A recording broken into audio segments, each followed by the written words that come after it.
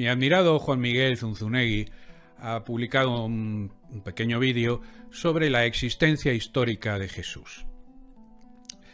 Voy a discutir algunas de sus posiciones, algunas de sus afirmaciones, sin acritud alguna, porque me declaro admirador de Zunzunegui, sobre todo después de la conferencia que dio en Madrid, en la que consiguió transmitirnos su entusiasmo y consiguió que todos le aplaudiéramos puestos en pie.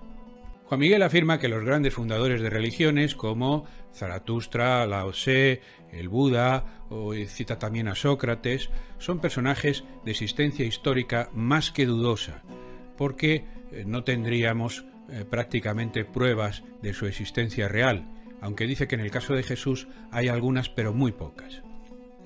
Empiezo por Sócrates. De Sócrates sabemos sobre todo, no únicamente, pero sobre todo por los relatos que hace Platón en sus escritos sobre lo que él vivió con Sócrates.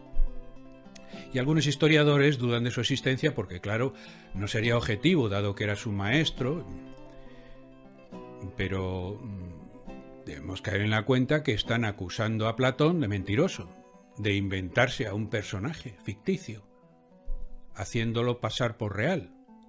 ¿Con qué motivo?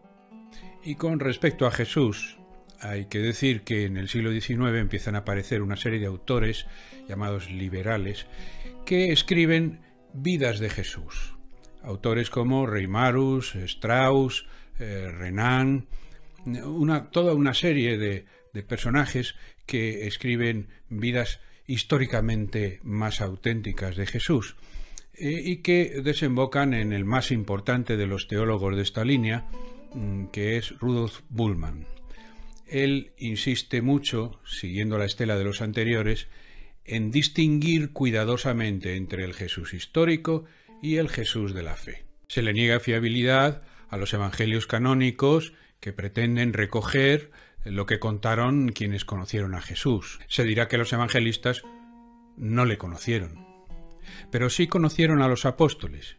Tenemos indicios de que Marcos era amanuense de Pedro, el que copiaba lo que Pedro iba contando.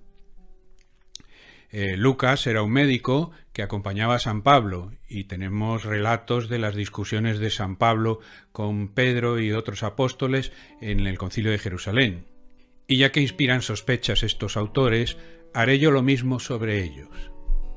Me parece que siguen la corriente antirreligiosa que nace en el siglo XVIII y que busca imponer el credo materialista desplazando por completo al cristianismo, y están buscando argumentos de manera más o menos artificiosa para borrarlo del mapa. Por otro lado, si comparamos los textos colocados de forma vertical de Lucas y de Mateo, veremos que coinciden en una serie de frases, de dichos, enseñanzas de Jesús que los dos parecen haber tomado de otra fuente distinta de ellos mismos y anterior a ellos. Algunos han querido ver que existiera una fuente escrita llamada la fuente Q, que se ha perdido, y anterior a estos evangelios. Mi posición personal es que a la hora de estudiar a los fundadores de religiones hay que considerar tres aspectos: el mítico, el místico y el histórico. Ahora bien, el primero de ellos, el aspecto mítico, no es en absoluto despreciable, pues como dice Zunzunegui en su libro El retorno de Quetzalcóatl, todas las culturas humanas se han dado siempre la misma respuesta al misterio de la existencia, pero lo han hecho siempre con relatos distintos. Nunca ha importado el relato, los símbolos y las mitologías, sino el significado profundo que subyace a ellas. Es decir, que el hecho de que haya relatos míticos en la biografía de estos personajes no es algo en absoluto despreciable ni negativo, sino que hay que saberlo leer. Pero saber leer el lenguaje mítico no es tan sencillo como parece. A mí me ocurre, como a todo occidental, que la educación me ha generado una mente racionalista repodrida que es incapaz de entender o percibir los tesoros que se ocultan detrás de los relatos míticos. Voy a hacer un esfuerzo por comprender algunos de los mensajes ocultos en los mitos con la ayuda de alguna lectura de Zunzunegui que he hecho. Los indígenas mesoamericanos se contaban la lucha entre el bien y el mal como la pugna entre dos hermanos gemelos, entre dos dioses hermanos gemelos, el Tezcatlipoca oscuro y el Tezcatlipoca luminoso, o llamado también Quetzalcóatl. Quetzalcóatl es derrotado por su hermano y se marcha, pero deja dicho que algún día retornará. Cuando llegan los castellanos a Mesoamérica, las fechas sugieren que Quetzalcóatl está a punto de regresar desde el este, como había dicho. Y ha habido mucha gente que ha pensado que tal vez la actitud medio complaciente de Moctezuma con Cortés y los castellanos se debiera a que sospechara que Cortés era Quetzalcóatl. Pero si intentamos leer el relato con la mente que podrían tener aquellos hombres dentro de lo posible, insisto en nuestra incapacidad para leer lo mítico, podemos pensar que tal vez Quetzalcóatl realmente regresó desde el este. Pero no era Cortés, ni tampoco el emperador Carlos, sino otra persona.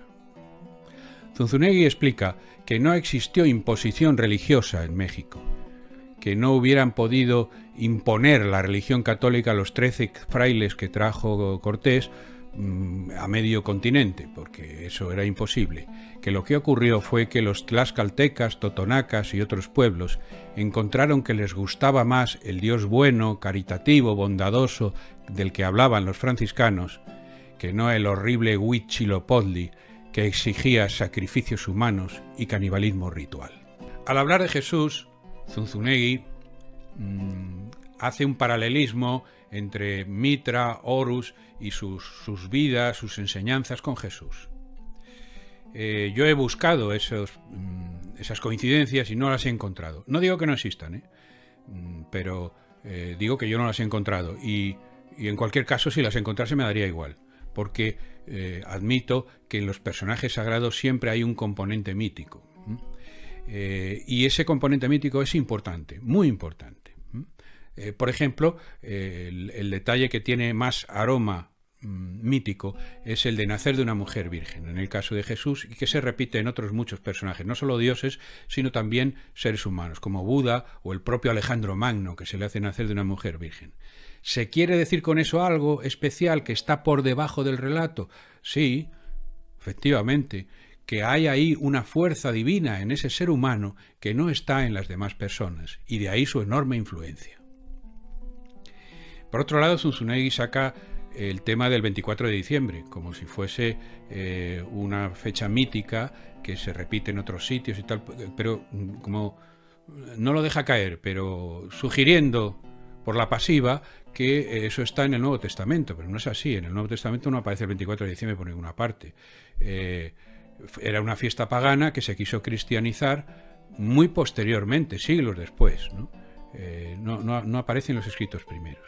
Por otro lado, en los evangelios, la mayor parte de los relatos no tienen ese aspecto mítico, porque aparece Jesús dirigiéndose a fulano, que está con su hermano Mengano, que son hijos de Zutano y que están pescando en el lago Tiberíades, que está cerca de la ciudad de Cafarnaún, que da una serie de datos geográficos que corresponden poco con un relato de este tipo mítico, que tarda siglos en fraguarse y que no suele dar detalles tan precisos. Por otro lado, lo que más me importa del vídeo de Zunzunegui es la referencia al viaje del héroe al inframundo para vencer al mal y resucitar victorioso.